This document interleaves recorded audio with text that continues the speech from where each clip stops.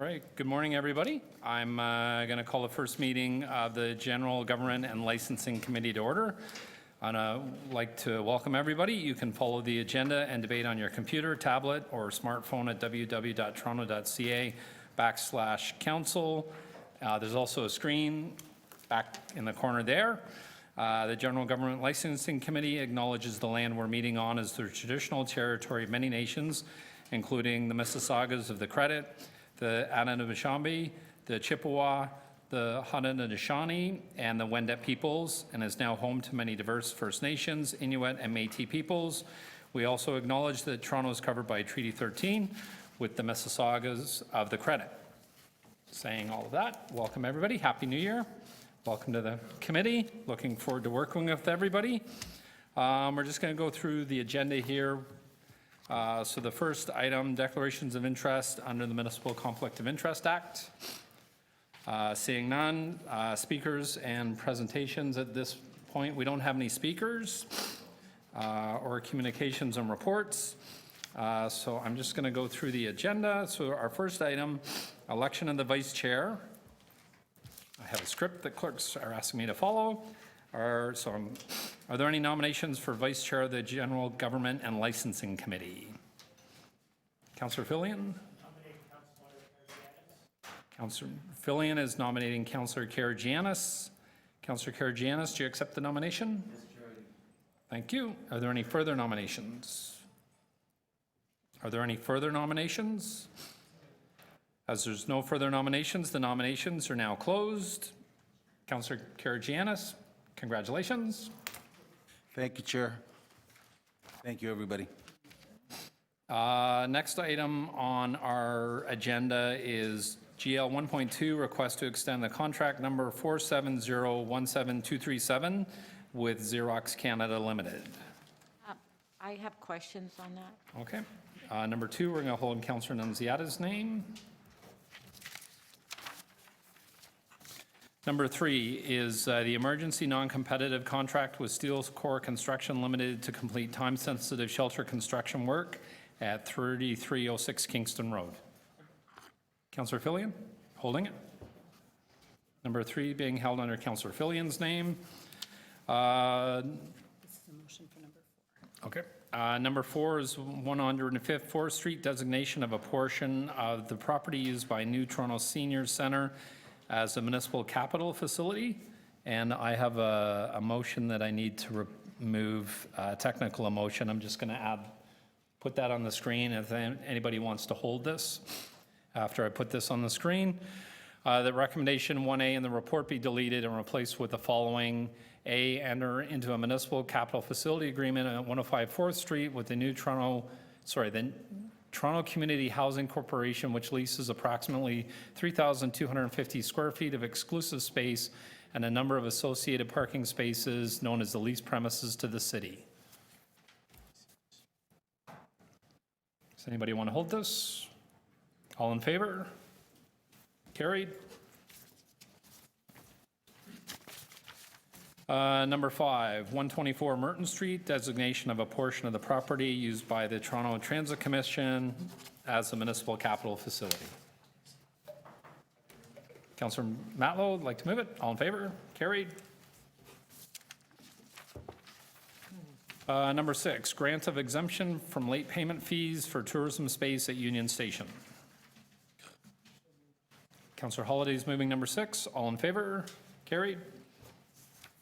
Number 7, Toronto Employment and Social Services lease at 3660 Kingston Road, Unit K1.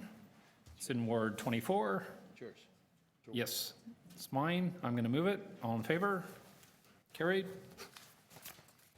Number 8 is a comprehensive review of business licensing update, which our new Deputy Manager, Tracy Cook, is here.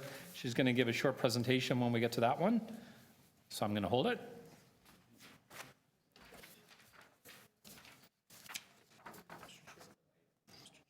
And sorry, I have one additional item of new business. City of Toronto's clothing Dropbox review. The letter from the mayor, it's here. There are 2 people that contacted the clerk's office and wanted to make a deputation on this, so I need a motion to add this to the agenda. Councillor Holiday, all in favor? Carried? And I have questions on that, too. Can we get a copy of that letter, Yep. please? You should have it in front of you. It's the pink. Thanks, I got it, thank you. I'm sorry, I misspoke. On number 8, the deputy manager's not going to be making a presentation, but we can ask her questions of that. I do have a couple. I'm just going to hold it.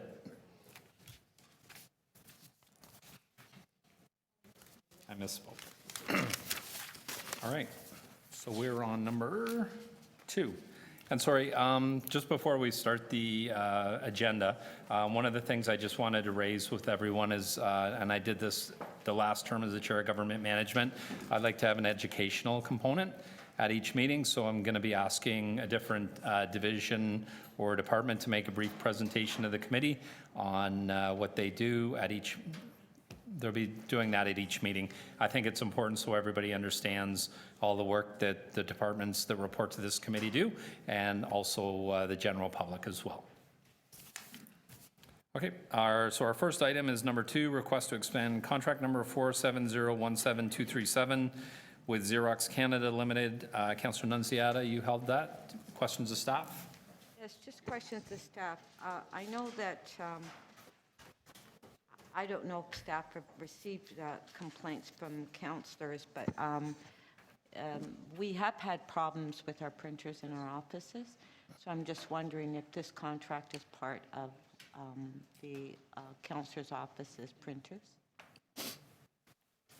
Because we keep getting our printer have to be repaired, it's not working properly, and it happens constantly. So I'm just wondering if this is part of that contract.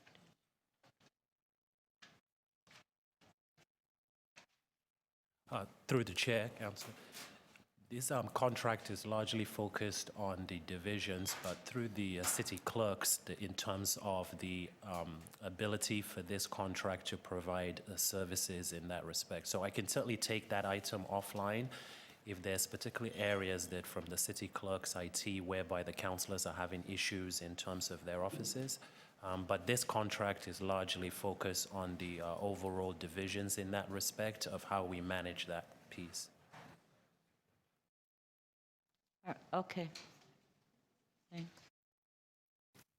Thank you, Councillor Nunziata. I saw Councillor Holiday's hand. Thank you, Mr. Chair. Just a question about our model. Do we own the printers or do we lease them? Through the chair, through the process, we conduct whereby there's a certain period in terms of where we go through leasing. The advantage is that once the city went through the office modernization, it moved to a fact that having a longer term lease was able to keep the printers modernized. So now that printers are no longer, and certainly in the modernized program, sitting on individual offices, a much more multifunctional shared environment through a leasing approach is a better model based on best practice. So do I understand it correctly, though, that we're going out for a service provider, but we're also going to be adding, and the reason why this is before us is there's a change now. There's going to be some ask for legacy support. So is the legacy equipment that is mentioned in here, does that have to do with owned equipment or leased equipment? The reason why we're going on some of the environment in terms of some of the owned equipment come out of a maintenance window that is actually replaced through the contract of net new. So on some of the legacy equipment through that piece, it's actually replaced on, that's why in the actual note it states that going to actually new. So that new isn't a brand new, that new is to replace in terms of a legacy that has now moved into the contract based on the fact of something that we're now going into a leasing viewpoint. The leasing approach is important in terms of modernizing that piece. So those areas that are old, some of the old equipment, we use it through, they're sunk equipment, so they're not necessarily used through that old model. So we'll move this through in terms of when the equipment is broken and leased through this new contract. Okay. And would you say that you have approximately the right size fleet of equipment, or do you have a glut of extra because of the office modernization, or are you on the track to being right-sized? I don't have those specific numbers, but I think that what we've done is that we are on the track to be right-sized, because when the modernization occurs, we actually do, through the way that print organizations, I'm sure that you're aware, is that instead of just going to replace the print contract, it's actually an office assessment that's conducted. That assessment is done to look at the way staff are actually sitting, how they're using their spaces, the way that print is occurring, which actual printers are being used in individual offices. So as the office modernization occurs, we actually use this to do an assessment, and from that assessment, we look at cost per page. There's a whole detail piece which actually allows us to right size, as opposed to just replacing like by like based on previous other legacy models. Wonderful, thank you very much. Thank you, Councillor Holliday. Other questions of staff? Councillor Karygiannis. Thank you, Chair, through you to staff. Can you please advise us what's the cost per page to photocopy? I mean, that you're foreseeing coming in? I'm going to have to, through the chair, I'm going to have to look at that number specifically through there. I can't answer. I can get back to that number, the cost per page through photocopying. One of the things I will add is that the amount of photocopying reduction is quite strong, where it's more PDF scanned, but I can certainly go and try to get that information back through the chair. Through the chair, at City Hall, right now, our offices and our staff is pretty well doubled, and there will be more photocopying that needs to be done. We used to be able to go out to the hallways and get, if we needed something printed at 1117, we're able to do it that way. Now, with constituency offices and a lot of work being done in those constituency offices, do you foresee that we might be needing equipment that does photocopying of 1117 in our state offices? I think through the chair, once again, walking through the city clerk's IT, I think the best approach is for us to look at the new requirements and look at the needs. And then through that, from a consultation process, work with city clerk's IT to ensure that those needs are addressing what you will need. So if 1117 is essentially where the business, where that need is occurring, then we will have to ensure that those equipment are aligned to those needs. So it's hard for me to say right now. It's really based on the requirements of the need. Chair, would somebody from City Clerks be here, please, to answer those questions? I see Adam Goddard in the back. Maybe he can help us. Sorry, Councillor Karygiannis, I think we're getting away from the item. This is, like, you're asking about item, Well, Chair, I mean, you're asking about equipment and processes for put your my time on hold? constituency Can you put office? my time on And hold? this is outside, the staff has said this is here we're outside. allowed- Sorry, we can photocopy- Councillor, if I can finish? Sure. Sorry, you're outside the questioning on this item. Staff said they'd find the answers for you, but your line of questioning is not dealing with this item. Chair, I mean, we're asked to all due respect, we're asking to make a decision. And, I mean, would you prefer that we defer this item until we get the answers? I mean, So, Councillor, you're asking questions that you're asking, and you just made a reference, you're asking for staff to come here to answer your Yes. questions. Your Staff is questions are for the clerk's staff. This item isn't with the clerk's area. It's with corporate IT. And as but the deputy city manager that's beside me has said to okay, me that thank you. she'll make sure that the right staff are in contact with you to get your answers, but this is corporate IT item, and you're Right. asking about clerk's IT. correct me if I'm wrong. This is for corporate IT photocopies, or is this also for councilors' photocopiers? This is, through the chair, this is for the corporation of the 44 divisions in providing the service to those specific decisions. Clearly, there are questions that are coming regarding the councillor's piece, and that's where we can certainly take offline and work with our colleagues in clerk's IT to address. So this piece then that we have here at item number 2, does it include councilor photocopiers or doesn't it?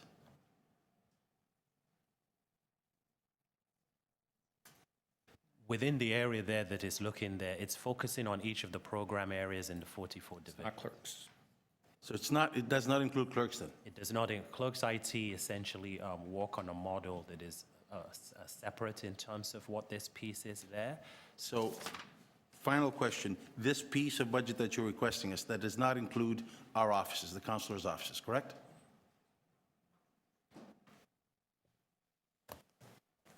Through the chair, I will, let me just hold on that piece and just verify that. I'm fairly confident in my response, but I would just want to come back and verify that in that respect, if it's okay. I'll hold it, and if we don't get an answer, maybe we can defer it until next meeting? The next meeting. Well, Can we hold this till the next meeting? Lawrence? Councillor Karygiannis wants us deferred until the next meeting. If it's okay through the chair, is that I can get that answer in a few minutes. Yep. My That's preference okay, would that's not fine. be, just Appreciate it. based on the actual contractual piece, I want to make sure the councillor has the actual accurate information. So if that's okay, councillor, By all means, I mean, if we can deal with it by the end. I would prefer to deal with it if we can, not in the March meeting now. So I'll get that answer. Thank you, appreciate it, thank you very much. All right, so we're going to hold this item down for a few minutes. The next item is GL 1.3, emergency non-competitive contract with Steelcore Construction Limited to complete time-sensitive shelter construction work at 3306 Kingston Road. Councillor Filion, you held this item. Questions of staff? Thank you. Questions of staff. Just to start with the background that I don't believe the information here. So we purchased this in 2016. What's the size of the existing building? What's the area of the property, and how much did we pay for it? Through the chair, the approximate square footage of the facility is 30,000 square feet. Through the chair, it was purchased in 2016 for $7.8 million. And the size of the property? 1 second, please.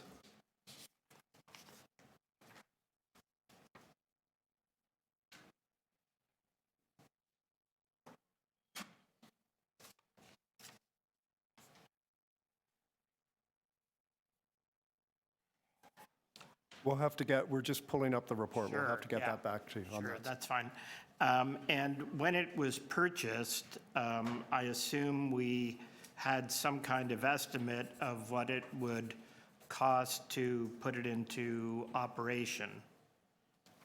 And I'm not- Through the chair, we conducted a building condition assessment, environmental assessments, and everything that was in those assessments were factored into the budget, and subsequently factored into the tender and into the contract. We're dealing with an unforeseen cost here, are we not?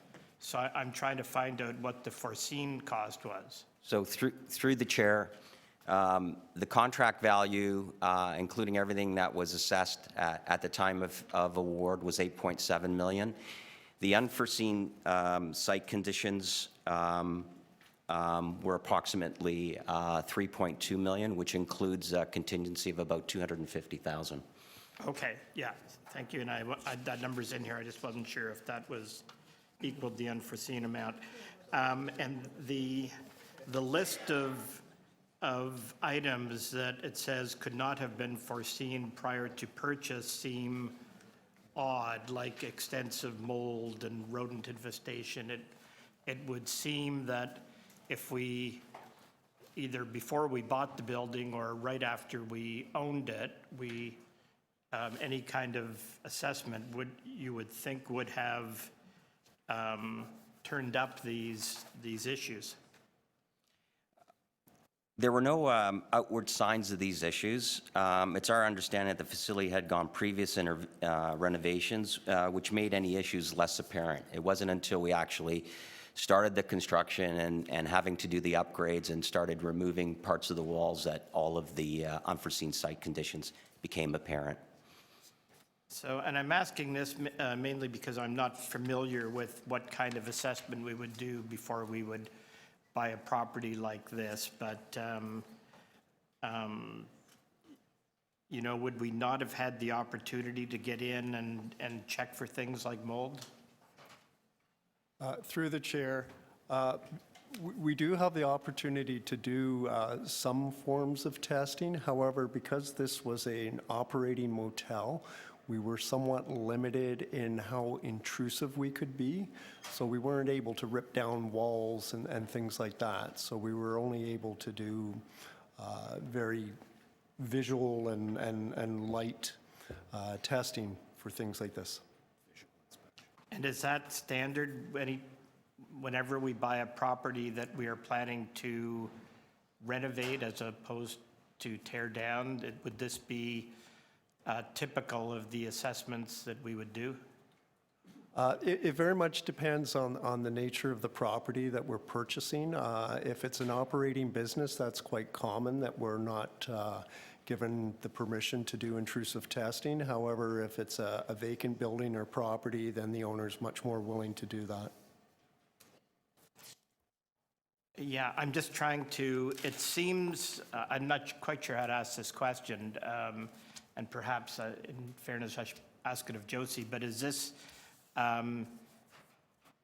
typical of what we would run into, that we would buy a property and then find out afterwards that it has an extra $3.25 million worth of problems? So through the chair, it's not typical, Councillor, to your question. So this is very unique in the situation based on the situation of the market at that point in time, the type of property we needed for requirements for the shelter. But there are some things that we're changing as we move forward with some of our processes. But this is not typical. Have we run into these before? There has been some, but very limited. Like, would we still have bought the property if we'd known this, or? Through the chair, the answer is yes, we would have still bought the property. And the reason for that was when we did the analysis behind the actual value of what we paid and the total, if we had to actually build this from scratch, it would have cost us more to build it from scratch than what we've had to do right now. And just on that point, that'll be my last question for now anyway, is the reason I asked for the size of the piece of land is in doing a comparison between building something new on the site or renovating what was there. Did we look at what might be kind of optimum utilization of that piece of property, and did we do that comparison, like knocking it down and building something bigger than what was there, and what that might have cost and what the pros and cons would be of knocking down and rebuilding versus repairing? Councillor Filion, Tim Park will answer that question for you. Through the chair, Councillor, the size of the property, the building itself was 30,000 square feet, and the size of the property was approximately 65,000 square feet. The original intent of the purchase was to replace the Birchmount men's residence, which we're in a lease situation with right now, as well as to provide additional beds for the Seton House redevelopment. Sure, but the question was, it's still the same question, is so with a piece of property that size, would it make sense to do something else with the property? I'm not familiar with it. I don't know how where things are configured. And through the chair, this was more of a time constraint issue to provide shelter beds on a quick basis, as opposed to looking at building a new facility and increasing the capacity on the property. Thank you. Thank you. Councillor Holyday, I saw your hand. Thank you, Mr. Chair. I wondered if someone could help me a little bit more with the context of this. Is the internal client shelter, support, and housing? So this report is not from SSHA, but it's from our facilities folks. So that was the relationship. What was the hotel used for? Was it a standard on-your-market hotel, or was it one of the ones that was where there was a fee for service for shelter services? Through the chair, it was an operating motel to the public. It was not on contract to shelter and housing. And so there was never any contract in any way? We hadn't used it, the city hadn't used it as a service site for anything before? That's correct, Council. Okay, so this was, and what, was it a branded motel, or was it a private independent one? It was a branded motel. Okay. It says here that it will be used for elderly individuals. Is there an elevator there and all of the things that we're going to need in terms of infrastructure to make it something that's suitable for that type of client?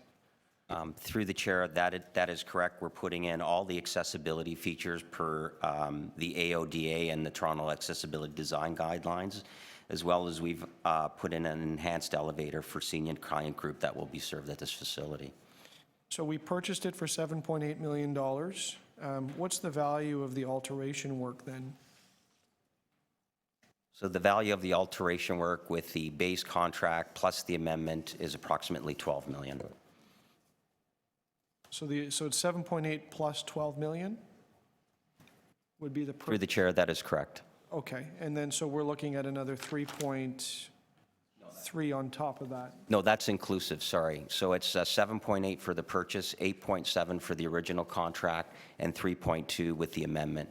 So approximately almost $20 million. Okay, thank you. And then maybe just finally is if you can just go over, just listening to the questions, the process on our due diligence that we follow. I suppose there's a real estate one. Do we do, you said building condition assessments, and who does those? Through Real Estate Services, they'll engage FM, and we'll engage with a professional services firms, engineering firms, to go in and do the building condition assessments. And so they'll prepare a report for you, and you will base your agreement of purchase and sale on that, or does that happen after? Through the chair, it forms part of the purchase agreement. So what happens? Is it a pass-fail report, or do you negotiate price based on the report? Just understanding the mechanism here. Yes, the ability does exist in situations to negotiate the price. If the reports identify the issues at hand, in this case, the hazardous substance ones, as previously mentioned, were not identified because we weren't able to do a fully intrusive inspection of the building prior to purchase. Okay. And what year was the motel built? One moment, please. Or even approximately? I would estimate it was probably built in the 80s. Great, thank you very much. Thank you, Councillor Holyday. Other questions of staff? Councillor Nunziata? Yes, just going on the questions that Councillor Fillion asked. So looking at the deficiencies, fire alarm deficiencies, and also the fire water supply, would that not have been identified prior to purchase? I mean, because that would have been very obvious. It might not I be a understand the deficiency. mold, because Through the chair, sorry, it might not be a deficiency, but, you know, this building was built in the 80s and code requirements change over time. And given the current use, this would have been a change in the code, which would have resulted in a change in the requirement once we started construction. So we were aware of it before we purchased? We were not aware of it prior to purchase. Okay.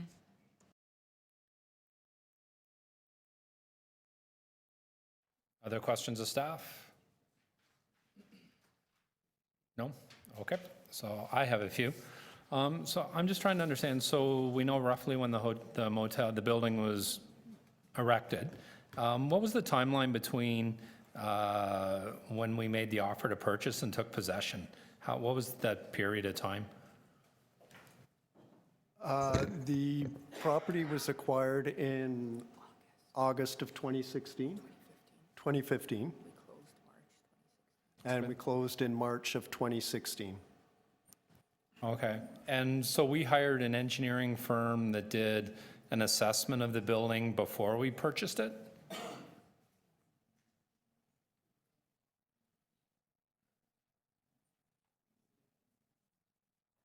So yes, through the chair, we put in the offer to purchase the property, and then as part of the process, we also conducted a building condition assessment as well as environmental testing of the soils. as per Okay, and council. we knew, so the engineering firm must have known that the intention of the city was to purchase this for a homeless shelter. So I'm trying to understand if they did a needs assessment or an engineering assessment of the building, we must have known, for example, the capacity of the needs for the building for water and the fire system. Was that not directed to be done as part of the assessment by the engineering firm? What the BCA does is looks at the existing condition of the building and then provides estimates on the cost to bring those up to current standards for the proposed use. And this was brought to the staff were made aware of these costs before the final purchase? We did have a copy of that report, yes. Okay.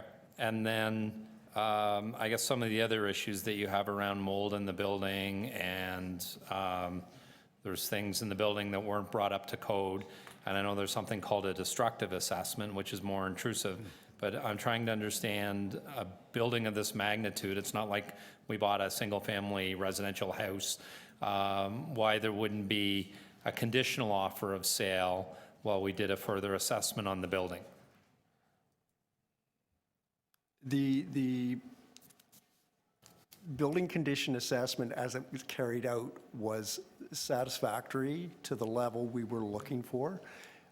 A lot of the issues that arose, and I'm going to let my colleagues speak to this, were once they started getting in behind the walls, that's where additional issues were arising, and it wasn't just mold and rodent infestation, it was construction issues that wouldn't have necessarily been apparent through the standard building condition assessment. Standard building condition assessment looks at things like HVAC and water, things like that. Structurally, a lot of the issues, my understanding, and again, I'll let my colleagues speak to this, were constructional ones that were, once the walls were removed, became evident. So I guess I'm trying to understand why we didn't do that more comprehensive assessment of the building. The building's 30 years old. I've lived in the area all my life. I know it's like not a mint condition, comfort in. I'm not really understanding why we didn't do a more comprehensive assessment of the building. Have we put processes in place if we're going to do this again in the future, that things will be done differently? Through the chair, that is correct. So part of our process moving forward is when we, through the facilities and real estate services, will ensure that the delegated authority forms for shelter-related acquisitions state whether or not we're going to do, and if we're allowed to do, or will include it in invasive testing, including the findings where applicable, so that senior staff can be better prepared to assess the risk associated with the acquisitions, given the property, and of course, we're in a competitive marketplace. Furthermore, where we can't do invasive or destructive testing, we will make the proper risk assessments for unforeseen site conditions and make sure that those budgets, project budgets and conditions reflect those particular risks that may be associated with a particular property moving forward. All right, so you're comfortable in the future, I'm sure this won't be the first or last building that we purchase as a shelter. You're comfortable now with the people you have in place and the process in place? That is correct. We've been working with, both real estate and shelter and housing when we assess a property to, conduct the proper due diligence, which we're doing, and making the proper risk assessments and ensuring that the budgets reflect those risk assessments. Okay, all right, thank you. Sorry, Councillor Karygiannis, you had questions? Thank you. You had part of my thank you through the chair. You answered part of the questions that I had when the chair questions. However, my question is: this building was bought a few years back. Have we purchased any other buildings since then? Through the chair, yes, we have. Did we do the evasive testing in those buildings after this one was sort of brought us some difficulties? Or are we foreseeing probably just around the corner that this other building will be coming at us and we still need to spend more money? Through the chair, as was mentioned, this was the first property that the city had purchased for shelter purposes for the Seton House redevelopment and also in conjunction with the relocation of the Birchmount residents. So each one we've been moving forward on, we've been, as my colleague has pointed out, taking into account contingency and risks that we were made aware of through this purchase. Let me rephrase that question, Chair, through the chair. After we purchased additional properties, did we do evasive testing in order to make sure the problems we're facing with this property will not occur in the other properties, or we haven't? Through the chair, yes, we have, and we haven't had any similar issues with any of the properties we've purchased after this one. So through the chair, you're confident that a year from now, 2 years from now, 3 years from now, this particular problem that we're facing with this property will not be coming up in the properties that we purchased afterwards? I would say through the chair, yes, we are confident in that. If this was done in the private world, this purchase was done at the time, would they have used a different method that we didn't use in order for them not to have these problems? Through the chair, I can only speculate on the answer on that, but I would assume they would have run into the same problem of having to do the intrusive testing on the property, and they wouldn't have been given the right to do that. Sorry, I did not understand the answer, so I'm going to try again. If the purchase was done when we purchased this building, and this was done privately, would they have done the evasive testing that we are doing now back then? Would the private industry have done that? Yes, through the chair, my apologies. Yes, they would have gone through the same process. Why didn't we through the chair?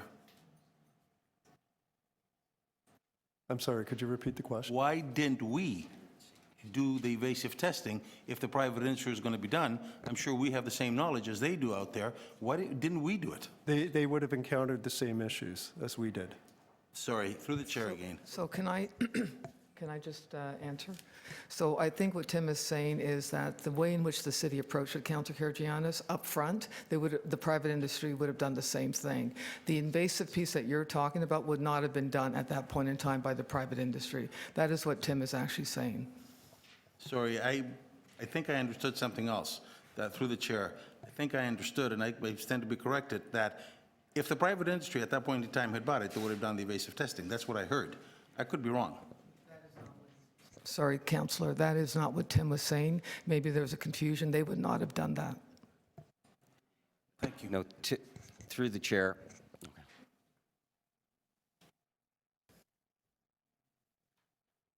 Okay, do you have further questions, Councillor? No, I'm done. Thank you. Okay.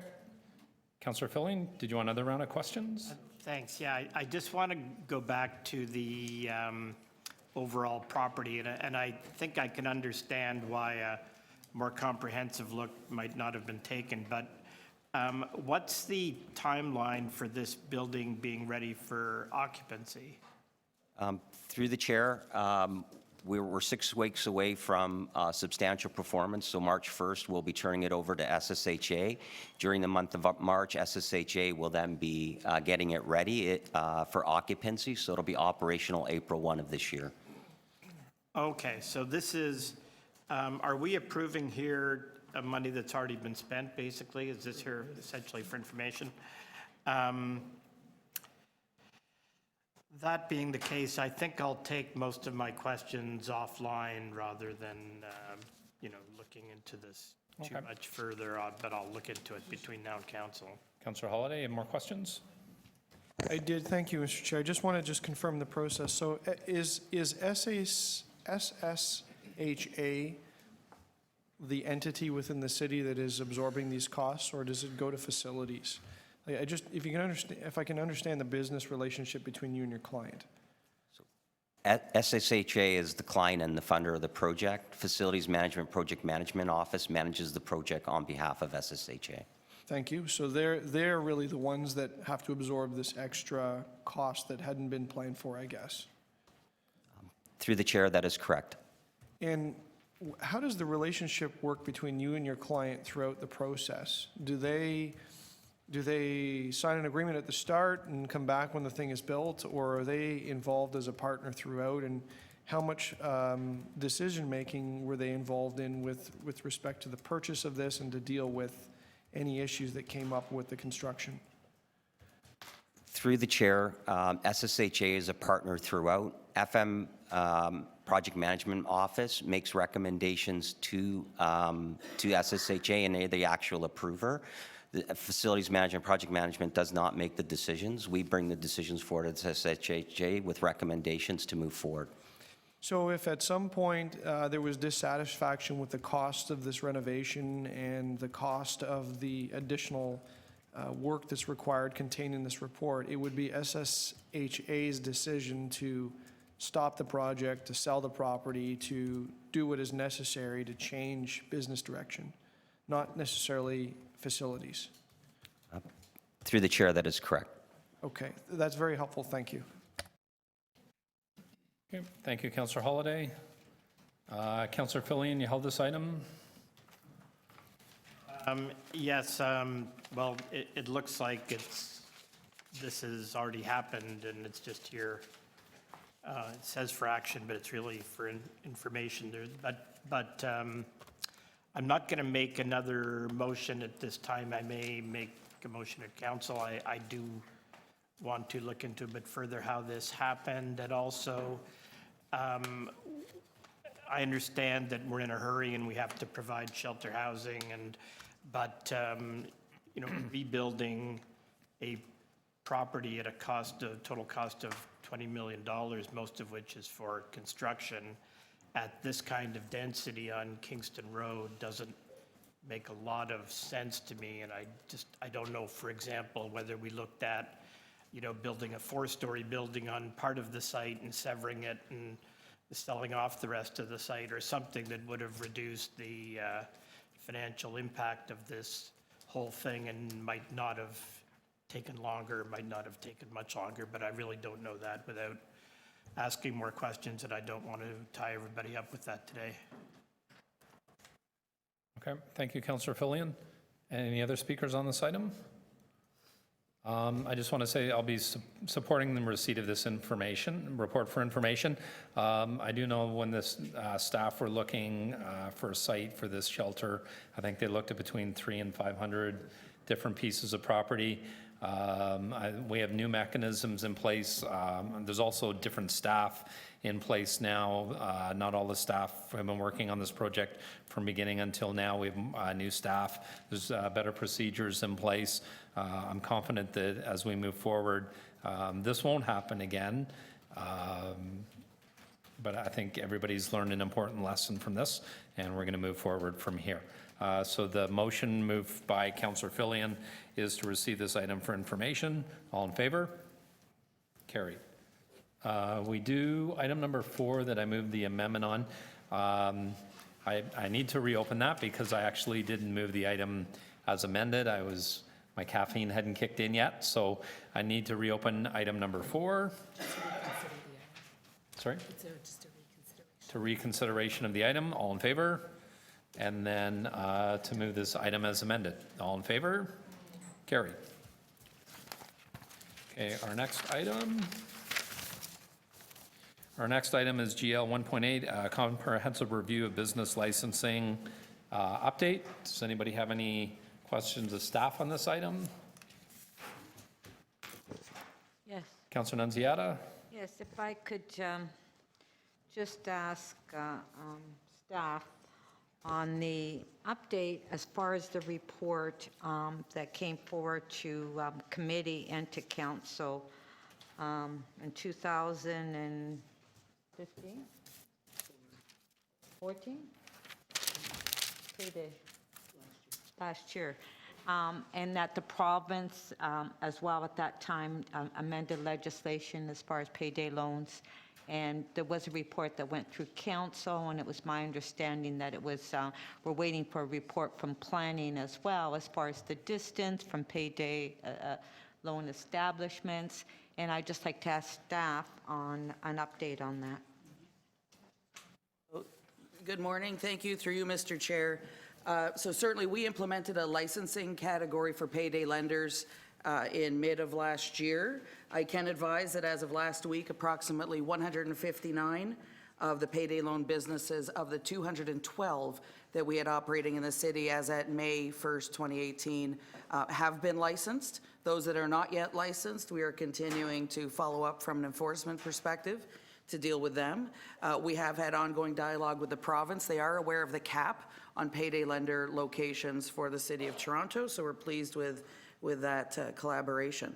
We do have a report coming back a later point this year. As directed, we were asked to have a look at, as you mentioned, the opportunity, if there is any, in respect to distancing and such. So we're working with our divisional partners on what that could look like. Whether or not it would be through the zoning is to be questioned. It may be able to happen through our licensing regime. So still lots of work ongoing, but I think we've had a pretty good success rate, at least as far as compliance, approximately 160 out of 210.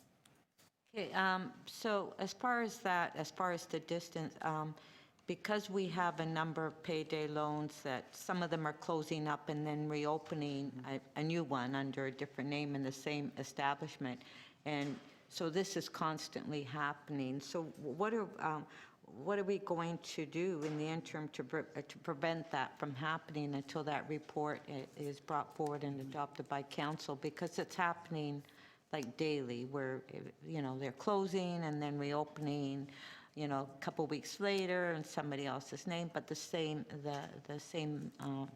use. So through you, Madam, Mr. Chair, certainly, I was going to say Madam Speaker.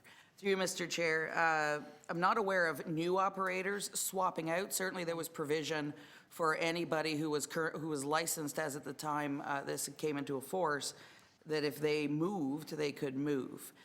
So we'll follow up on this change of ownership or the perception of a change of ownership to validate whether or not that's happening. We are capped at 212. That was the number that were duly licensed by the province in May of 2018. Should not be exceeding that. I will add as well, with the change in ward boundaries, that is also a part of the work that we are doing. I know, for example, Councillor Nunziata, there are 11 payday lenders in your ward. So we're working through with legal and our other partners to determine how we balance the caps that were under the existing or the prior wards and how that translates to the new wards. So that'll be coming back as part of this report as well. Yeah, so that number actually has been increased. It's more than 11 now. Okay, we'll have a look. Yeah. Oh, okay, so that report is coming forward.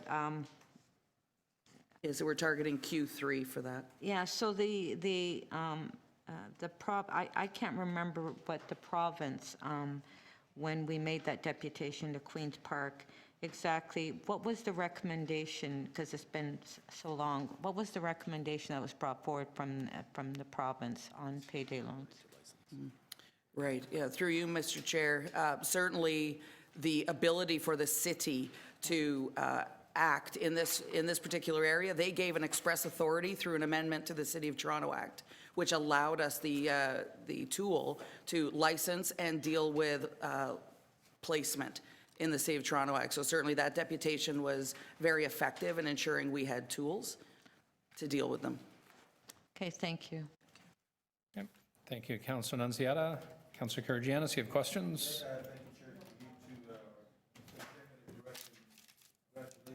Promotion.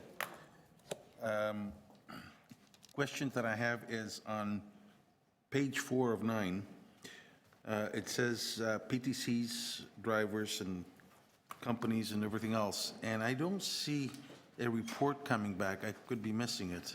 Is a report coming back on that item, business transformation, or have we dealt with it? No, yes, through you, Mr. Chair. Understandably, it is rolled up under the name of Vehicle for Hire bylaw, which is the private transportation companies as well as taxi cabs and limousines. So that you will be looking after that under the other item that you're reporting back in Q2 2019 on the tax cab issue, right? That is correct. Okay. Holistics, are we still on stream for Q2, or would we be looking for more time since it's such a contentious issue? Yeah, so through you, Would you be more comfortable with a Q3? Through you, Mr. Chair, we'd like to keep an aggressive timeline because this is an outstanding item. However, we will be informed more fully by the consultations that we're undertaking. And thank you for the recognition. It is going to be a challenging file. We're going to keep the Q2 timeline best to our ability. There may be a possibility that it slips into Q3 just because of the complexities, but for now, we feel reasonably confident with Q2. In the holistic component of the reach out that you do, will you be doing, can I ask please that you do a targeting in different communities that are right now involved? And I can speak particularly about my ward on from the area of Shepherd and Kennedy up to Kennedy and Steeles.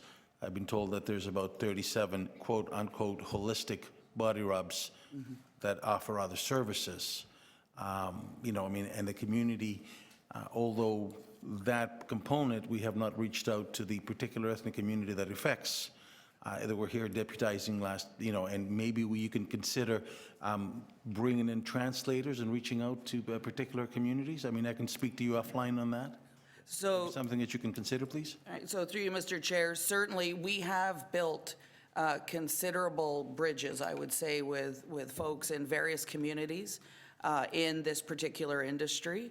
It's less of a geographical focus and more around a policy focus and how they're operating, but we also do make sure that we've got appropriate language speaking, but I'm happy to have that discussion and see if we can benefit from. Through the chair, I will speak to yourself and successors offline on this. The third question that I have, I don't see on here Airbnb. I remember a few weeks ago, there was a report in the news about we're losing something like 6,000 units on Airbnb. If I'm not mistaken, Airbnb decision that we took we had gone through the OMB. Where are we in this whole thing, and how are we doing to address the homeless situation that we have in order to get those 6,000 units that were reported back in order for people to have a roof over their head? So through you, Mr. Speaker, certainly the matter of Airbnb is now before the LPAT. They have dates into August of this year. A number of proponents joined that appeal, so it extended the timeline they've been given. So the bylaw and the zoning permissions are not in force and effect and pending that outcome. And I will just add in that respect, the issue of Airbnb or short-term rental, I'd rather reference it as, would be an item that would return to the Planning and Housing Committee versus this committee under the licensing regime. So that component then would be in the other committee and not ours? I mean, are we not going to look at the rules again in this committee? So through you, Mr. Chair, certainly, that's a great question, Councillor Karygiannis. Certainly, I would suggest that if any regulation in respect to the licensing of the platform, which is under Chapter 545, which is our primary business licensing bylaw, what are those called again? That specifically related to the platform conduct would make its way to this committee, being the business licensing focus. In respect to the other issues around short-term rentals, which has a zoning component, significant, then that would likely find itself in the Planning and Housing Committee. My last question through the chair to the executive director, would you recommend that this committee and the other committee have a joint meeting in order to address it? Would it be something that you think would be appropriate for us to look at? So through you, Mr. Chair, certainly we do not have a planned report back on the item as yet.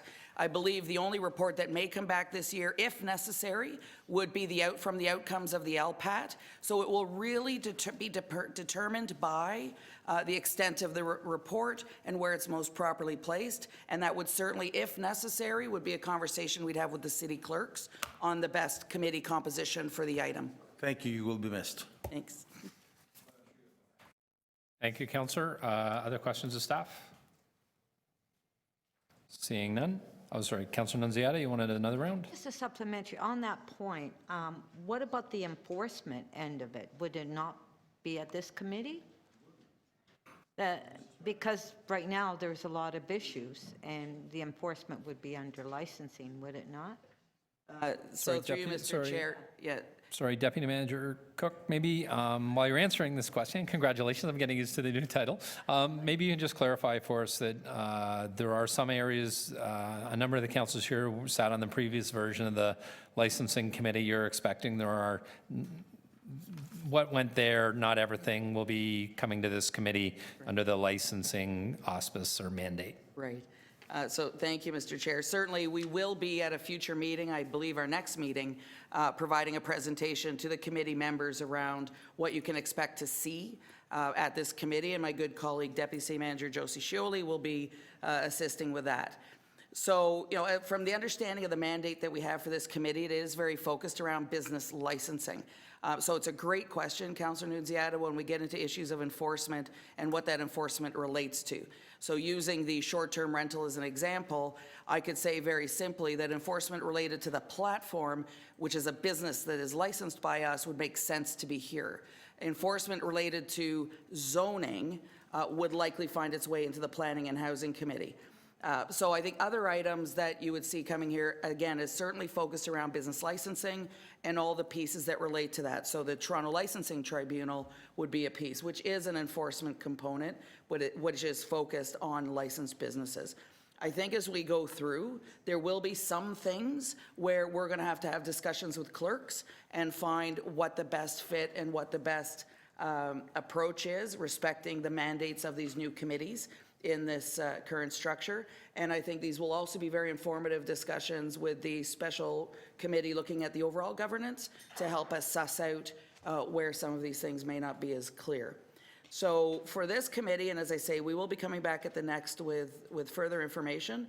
But if you think about any businesses that we license, knowing we do not license all, those are the reports that would come back here. So the body rub parlors, the holistics, the clothing drop box issue, because we issue licenses to for-profit operators, would come here. The gold buyers, jewelry, liquor licensing issues, those types of things, we would find our way to this committee. Other aspects of municipal licensing and standards, arguably, we have been one of the more challenging divisions to determine our streams for these committees, but we will do our very best to restrain ourselves to the mandate. If I could add just one other comment, I think it's a great opportunity for us, and I welcome the other councillors that have not been involved in licensing issues before. You're going to have some very interesting discussions. But certainly, being part of general government, I think with what we are trying to do on the modernization of how we approach licensing, both from regulation and use of technology, this is a great committee to have those discussions.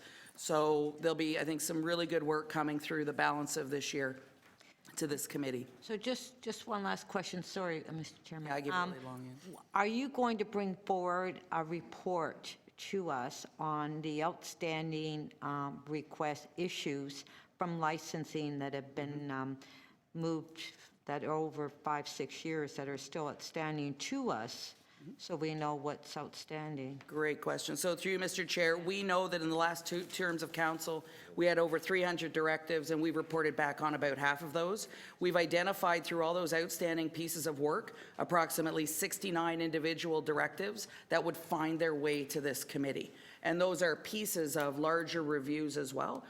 So we'll be happy to, as I call it, the big list, happy to give you more information about what those are.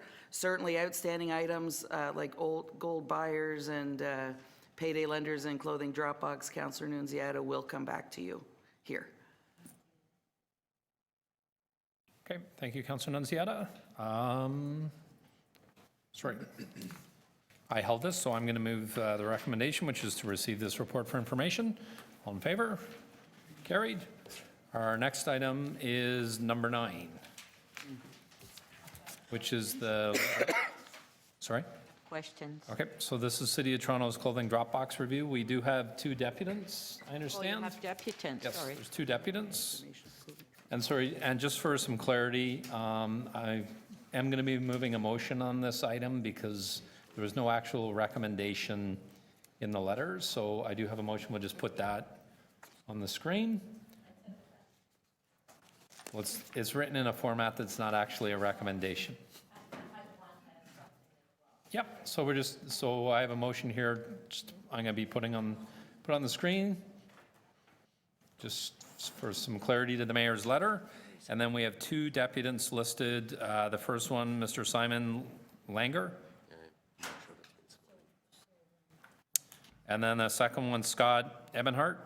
I don't know if you wanted to depute together or... Welcome to City Hall, gentlemen. So the way the process works here, the microphone, you have 5 minutes to make a deputation. You can do it together or separately. It's completely up to you. I know you're both from the same organization. So you have 5 minutes to make your deputation. I'll start the clock. The clock is on the wall over here, so you know when you're hitting your 5 minutes. Once you're done your 5 minutes, each member of this committee has up to 5 minutes each to ask you questions. Once that is over, each member of the committee then has up to 5 minutes to ask questions of staff on this item, and then they each have 5 minutes to ask questions. They can move motions or make amendments to my motion. So that's kind of how we work here. So you have 5 minutes to begin whenever you're ready. Respected members of the General Government and Licensing Committee, my name is Simon Langer, and I'm the National Manager of Government and Strategic Partnerships at Diabetes Canada, and I'm joined today by my colleague Scott Ebenhart, our National Director of Business Development. Diabetes Canada is very saddened to learn of the recent deaths of the two individuals in clothing donation bins belonging to other charitable organizations located in West Vancouver, BC, and Toronto, Ontario. These two recent deaths have, understandably, raised concerns over the safety of clothing donation boxes. As you review municipal licensing and safety standards of clothing donation drop boxes and bins, we are here to inform you about the recent action taken by our charitable organization to reduce the risks associated with people misusing or trying to enter our bins. I would also like to share information about our clothing donation bins, an essential component of our community donor engagement function, and advise of the positive impact it makes in support of the 11 million Canadians with diabetes or prediabetes, including those living in the City of Toronto. Until such time as we are able to meet, I have outlined our actions and the impact that the generosity of Torontonians is making through their textile diversion and clothing bin donations through Diabetes Canada. Diabetes Canada has operated charitable clothing donation bins in good standing in the City of Toronto and across Canada for more than 2 decades. Although accidents of deaths related to clothing donation bins are rare, we feel that we must act to help prevent further tragedies and are doing so. Diabetes Canada announced its intention to modify its clothing donation bins on January 4th, 2019. Working with our Canadian-based clothing donation bin manufacturer, using their technical guidance and/or parts, approximately 4,000 Diabetes Canada clothing donation bins across Canada, including those in the City of Toronto, have already been or are in the process of being retrofitted or modified in an effort to prevent injury or death to those misusing or trying to gain entry to our donation bins. The most effective way for Diabetes Canada to modify these bins is to do it at each donation bin location, and all modifications are to be completed by January 18th, 2019. We expect the changes to our clothing donation bins located in the City of Toronto to be complete by January 15th, 2019. The funds raised through our textile diversion operations have played a key role in supporting Diabetes Canada activities for more than 20 years. The organization relies on the generosity of Canadians who donate clothing and small household donations through these bins and via our home pickup service. These donations represent nearly 25% of Diabetes Canada's total revenue in 2017, providing essential funding for our research and advocacy activities, our diabetes camps for children with type 1 diabetes, and to develop the resources we provide to healthcare professionals across the country. From an environmental perspective, the program diverts more than 100 million pounds of clothing and household items from the landfill across Canada.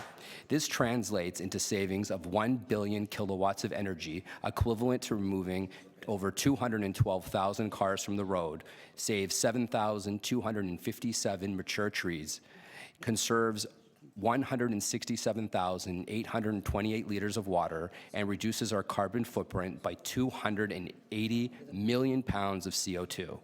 While we understand the concern raised by the safety of clothing donation boxes, Diabetes Canada is committed to trying our best to reduce harm and prevent risks of injury or worse through our clothing donation bin operations, and feel we have acted immediately to address this concern. We would also appreciate it if you would consider working with us and our other reputable charitable partners to create a City of Toronto textile diversion program, similar to the formal programs that we have created in the City of Markham, the City of Oshawa, City of Brandon, Peel Region, King Township, the Town of Newmarket, Town of Aurora, City of Stratford, among many others. These programs also support Canada's first national textile diversion study in partnership with York University. This important study will help play a key role in helping us address the over 3 billion pounds of textiles that are currently going to Canadian landfill sites on a yearly basis. Our 4,000 donation bins and those that belong to other charities play a key role in addressing this important environmental issue. If possible, Scott and I would like to meet with members of Toronto City Council, the General Government and Licensing Committee, and executives and staff members of the City of Toronto Municipal Licensing and Standards to further expand on how we can work together with other reputable charitable organizations which operate clothing donation bins to address any questions around the operation and safety standards of clothing donation bins. In the meantime, please take into deep consideration our action to modify our bins in an effort to prevent injury or death to those entering our bins as you review municipal licensing and safety standards of clothing donation drop boxes. Thank you, respected members of the General Government Licensing Committee. We appreciate your time today. Scott and I are here to answer any of your respected questions. Thank you again. Okay, thank you, gentlemen. And you did it just over 5 minutes. Very good. Councillor Karygiannis first, Councillor Holiday. Thank you, Chair. I want to thank you for coming and certainly value the work that you're doing in research as well as support to the Alberta community in our country. Now, there's been operators that are actually, some of them just put up a box and they got a number down there and they really do not exist. I mean, in looking at this moving forward, how do we make sure that these operators do not exist? I'll take that question. So the City of Markham addressed it by licensing various charities to allow them to place donation bins under a City of Markham textile diversion program. And then they removed all of the folks that were placing bins there illegally without permission, and they just took them off the street. And that's sort of how they dealt with the situation. Does our sister city of Markham use different donation boxes or very similar to? Same bins as Diabetes Canada has across the country. So these bins, were they similar to the bin that caused the accident of the individual? There are different styles of bins. There are rolling chute bins, and there are mail chute style bins. And both styles of bins have been involved in incidents. So the bins that the City of Markham is using prevent such an accident from happening, or was this an unforeseeable accident that happened in our part of the world? So as far as Diabetes Canada is concerned, the retrofits that we have done to both our rolling chute bins and our mail chute bins will remove the pinch point or spot within the bin in the chute itself where people are getting actually stuck, and that is where it's not people inside the bin where the incidents are occurring, it's actually trying to gain access to the bin. And so we've removed those restrictions from all of our roughly 4,300 bins. Or sorry, we'll have done so by the end of this week.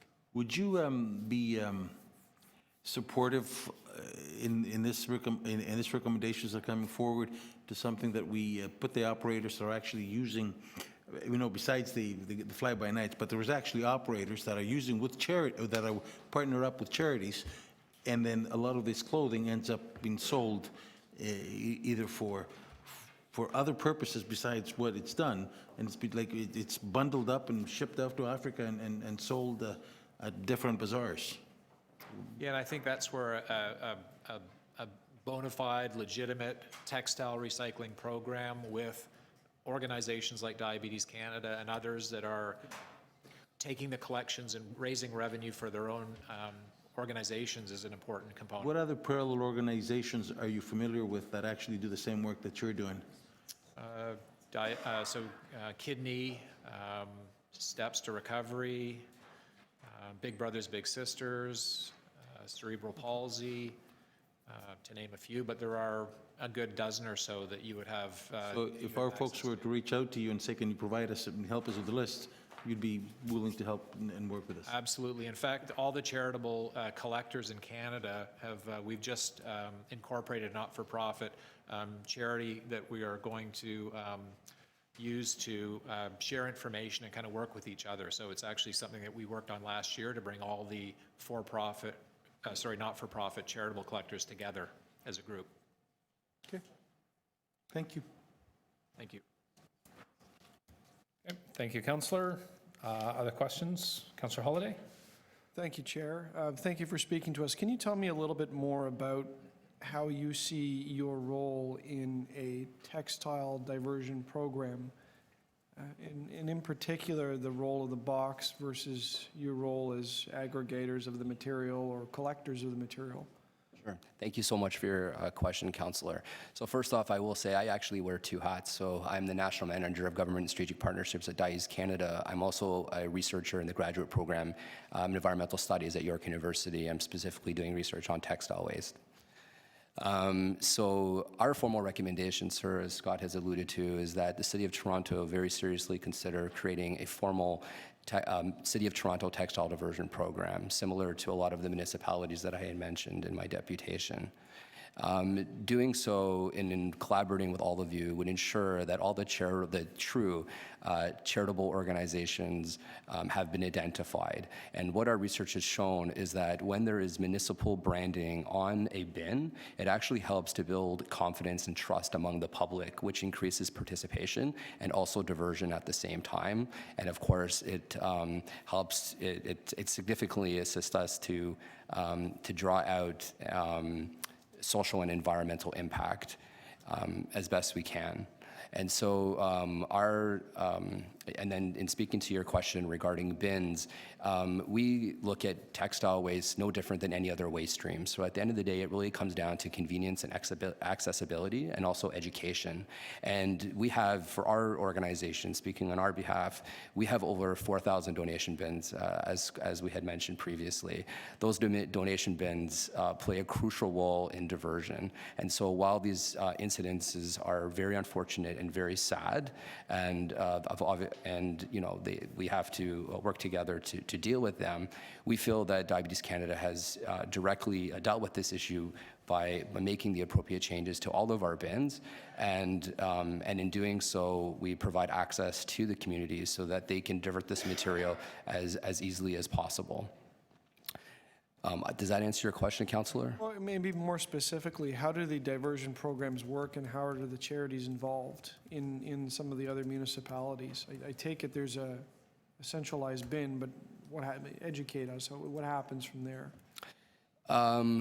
Well, I mean, to be quite honest, it's somewhat detailed. So it would be our absolute pleasure to provide you all with like a formal proposal outlining all the variables that are included in our textile diversion program.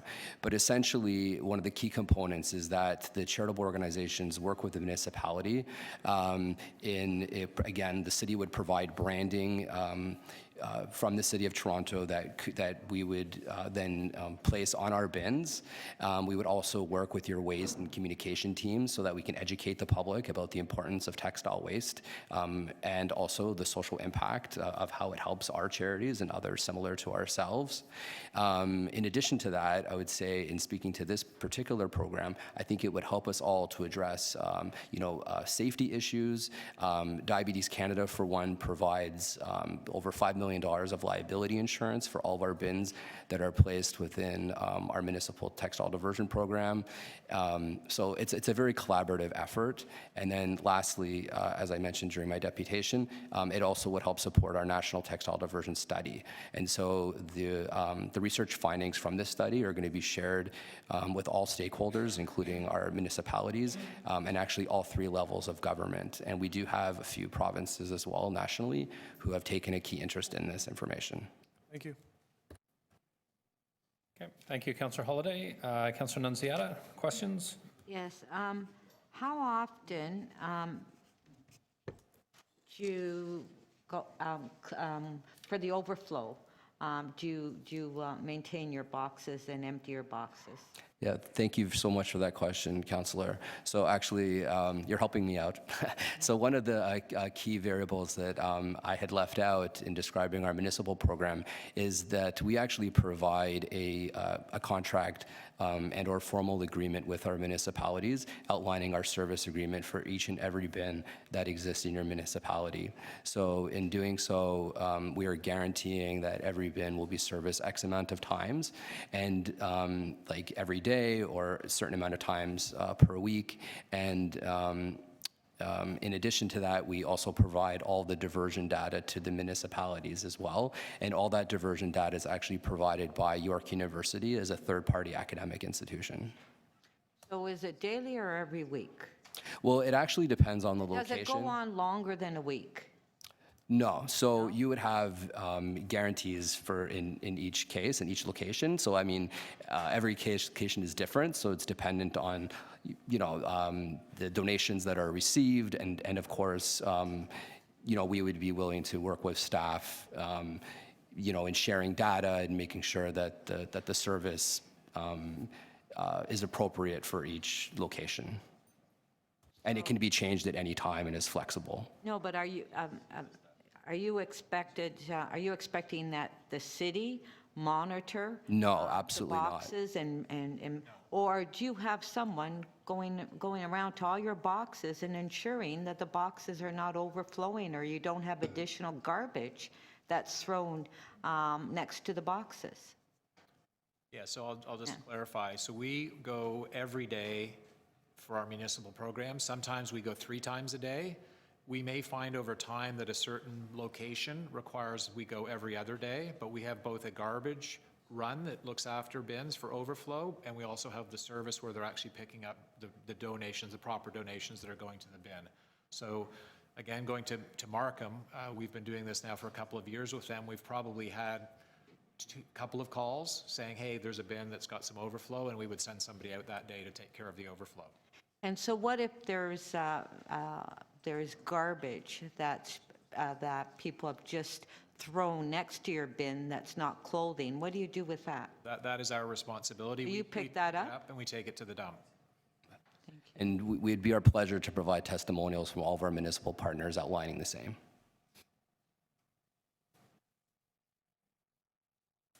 I think those are all the questions for you, gentlemen. Thank you very much for coming in this morning. Really appreciate it, and your feedback. Thank you. Thank you. Thank you for your time. Okay, so on this item, questions of staff? And Councillor Nunziata? Yes, so to staff, I moved a motion at licensing committee in 2013 on concerns that I had with the clothing boxes and for staff to report back on that. What is the status of that request? Through you, Mr. Chair, that is on the work plan for this year, Councillor Nunziata. We're looking at end of Q3, or September is where we've targeted for that report back. And on that report, you will be addressing the issues that we had before us now on the supplementary and the issues that I brought up in 2013? Through you, Mr. Chair, yes, we will. So this has been an issue for our committee for quite a few years, correct? Yeah, so through you, Mr. Chair, I believe it was 2013 when we brought the new bylaw that gave us the rules that we have now. Certainly, you did direct us shortly thereafter, about 2015, to come back with a review because you didn't feel that it was meeting its intention. So that I know this is an item that this committee has dealt with on a number of occasions, and we will be, especially in light of recent circumstances as well, ensuring that all older and current new directives are addressed in the new report. So this issue has been an issue for quite a while. Now, we do have businesses or people putting up clothing boxes that are not licensed and that don't go through the city process, that are putting these clothing boxes wherever they feel like it, correct? And so what has been the enforcement on these illegal ones that have been put up everywhere without a license, and our enforcement end of it? So through you, Mr. Chair, I can advise, just so you have a sense of scale, we have approximately 460 clothing drop box permits that have been issued to 6 charitable organizations and 4 for-profit organizations.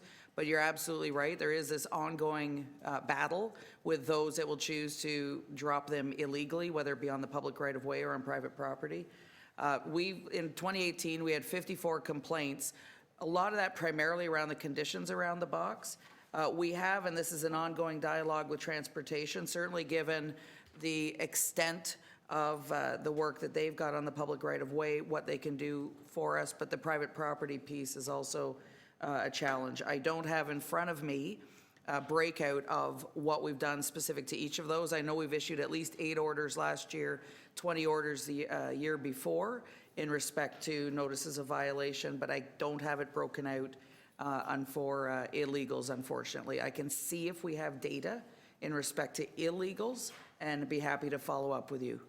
So in fact, since 2013, we have had a lot of resources going out to enforce the clothing boxes. And so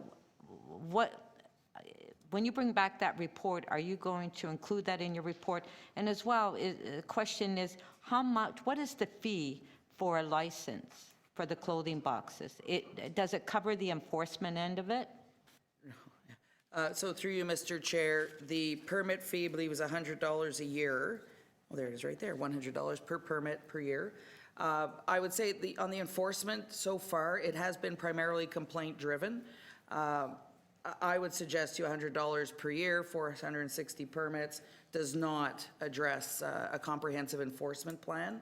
And I do recall that when we set the permit fee, it was very much to balance that the majority of the operators of these clothing drop boxes are charities. So there was a balance to be struck on what could be reasonably recovered on a permit to offset enforcement costs, but certainly it doesn't account for a great deal. So there is an opportunity, if we do continue, that we could increase the permit fees. Through you, Mr. Chair, certainly with every report we bring, Councillor Nunziata, we will take your direction. Thank you. Councillor Holyday? Thank you.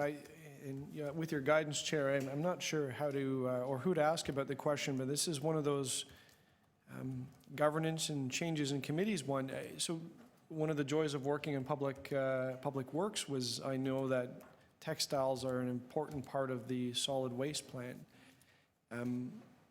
Is the motion before us adequate to make sure that there's a deep consultation with the solid waste management folks to make sure that we've got a comprehensive solution? Because I know drop boxes aren't necessarily the only part of the solution to dealing with textile waste. And I guess all channels through DCM Cook now. And if there would be some comment, or do you need anything from the committee to make sure that that report is comprehensive, or is there enough instruction out there that it's adequate? So through you, Mr. Chair, certainly we can take that, and as far as staff looks at, as I've been advised, and thank you, the long-term waste management strategy is looking at textile waste, or talks to textile waste, and I understand there's a working group working on that, so I'll find more out. Anything that we identify relating to that and feel that it falls better into the Infrastructure and Environment Committee mandate, if that's the bulk, we can do that. We don't need express direction to speak with our colleague divisions and report out on important matters such as that. Certainly, if you choose and you would like to make sure it's included so it's explicitly stated, we're happy to do that, but I can also give you my commitment, given the job I'll be assuming January 30, that our divisions working together and comprehensively on issues will be one of my focuses. So, Thank you, that's helpful. Okay. Thank you, Councillor Holyday. Other questions of staff on this item? Seeing none. Speakers? Councillor Nunziata? Yes, thank you, Mr. Chairman, and I'm actually happy that we're dealing with this issue today, because as it was mentioned that I had brought this issue forward in 2013 on the number of problems and complaints we're getting. So first of all, before I speak, Mr. Chairman, if I can amend your recommendation and add on a D.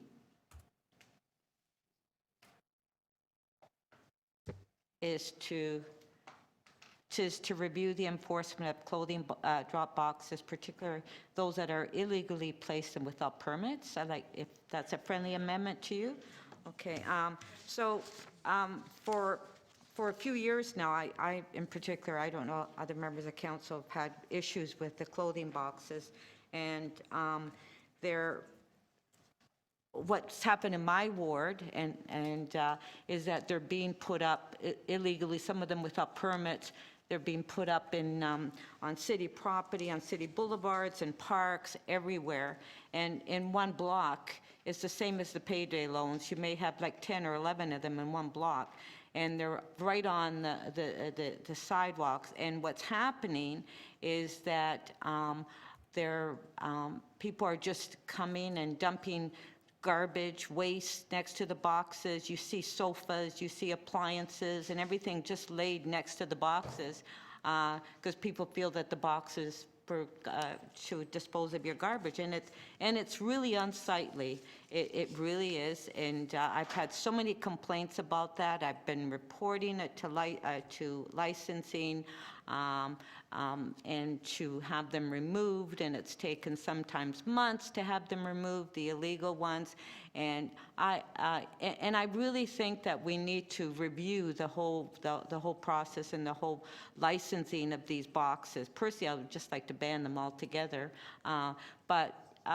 You know, this is really an issue for me, and that's why I moved that motion in 2013. And it's really difficult, and as it was mentioned by Tracy, the enforcement is done on complaint, and which is really, you know, difficult as well. It's frustrating, and so. I think we need to bring the whole process and the whole permitting, licensing of these boxes back to committee and to review, and also the safety of them. I don't know if members of council have experienced it in their ward. I've had fires in the clothing boxes where people have actually thrown and lit up the clothing box, and there's been fire department been called, and there's so many issues, ongoing issues with these boxes that I've had concerns with. So I'm pleased that this there's been a request for report, and hopefully this report will come back shortly and not take 6 years. I'm sure it won't.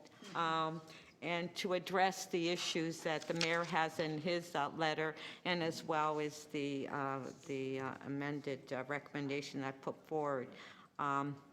So thank you, Mr. Chairman. And if I'm sure that when that report comes back to committee, there will be a number of amendments. And I'd also like to look at maybe increasing the licensing fees as well be part of that report when it comes back. Thank you. Okay. Thank you, Councilor Nunziata. Other speakers on this item? No other speakers on this item? Okay, so I have the motion in front of us that I'm moving. I'm accepting Councilor Nunziata's friendly amendment at the bottom of it. I want to thank everybody for being here on this item, the deputants for coming in. As somebody that has a ward in the southeast corner of Scarborough, I share the same concerns as Councillor Nunziata around the clothing drop boxes. From a practical standpoint, you know, often I get, you know, you're driving down the street. I know the box isn't legally permitted by the City of Toronto. The sticker on it's supposed to be, you know, a bright orange and yellow sticker. It's easily visible. I know the boxes that aren't licensed just by driving by them. So I'm looking forward to this report coming back in May. I think it's important that we move forward on this from a jurisdictional perspective. And then there's the other perspective that I also look at these boxes that this committee can't deal with, and that's I guess the social aspect of these. I understand, you know, the charities that depend on this clothing for a business. Their business model depends on it to raise funds. There is the issues around the garbage, as Councillor Nunziata raised, but there's also one of the things that I've spoken about quite loudly before is that I think it's, you know, the largest city in Canada, having people sleeping on our streets I see that all the time, every day, when I come back and forth from City Hall on Bay Street. I know the grates that people sleep on. Right now, there's 2 people sleeping at Bay and Adelaide. They've been there for 4 days. They have nowhere else to go. So, you look at the unfortunate circumstances around people that are going into these bins, because they need clothing, they can't find shelter, so they're either trying to get the clothing out of the bins, or they're actually using the bins for some type of shelter. So I think we have a long way to go in this city, not only about how we deal with these bins and make them safe, but also the social aspect of why we even need these bins and in the city in the first place. And unfortunately, having people, the woman that passed away, Crystal, that passed away, and I know it's a huge issue in Vancouver as well, where they've had 8 people pass away getting caught in these bins over the last couple of years. So that's the motion I'm putting forward. All in favor of the motion as amended? Carried unanimously. All right, Chair, before the motion, I wanted to ask questions of the mover of the motion. Oh, okay, sure. If I just may. I'm just wondering if May 21st could be, I know, I'm not sure if you talked to staff, but could we not say Q2? That way, if staff brings it back faster? I don't think staff can bring it back faster. I think So there's some conversation going on. yeah, we don't have a meeting in March. We have one meeting in May, and I think Have that, something in April then? yep. Could this be done back in April? Due to the urgency, could staff? I think the May date, that's what we agreed on. All right, thank you, appreciate it. Okay. Okay, thank you. All in favor of the motion as amended? Carried unanimously. Thank you. And our last item of business, we're just going to go back to item number 2. Number 2, where's Lawrence? Lawrence, you had some clarification for Councillor Karygiannis? Yes, through the chair, the majority of printers in the councillor offices are Xerox, and they will be covered under this contract. If I may, would we be able to photocopy 1117? Because the ones we have right now are only 14 by 8. In the City Hall, we have the capability of doing 1117 in the corridors. In our Kingston offices, we don't. Through the chair, the answer is yes. So we can expect that we'll be getting new machines in our Kingston offices? Not new machines. Capability is not there in the machines that we have right now?